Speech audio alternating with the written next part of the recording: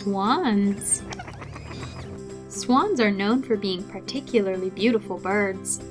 They're the largest members of the duck and goose family, and they can be found on every continent except for Africa and Antarctica. Swans are very smart. They can even remember people who have been mean or nice to them. There are 6 different species of swan, most of which have white feathers. A swan has up to 25,000 feathers on its body.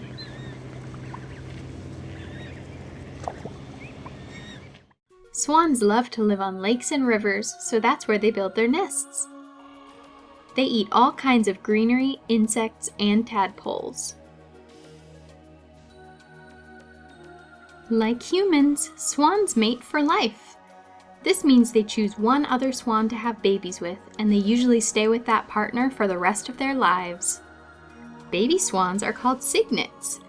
They stay with their mothers for the first 6 months of their lives and can start swimming after just a couple of days.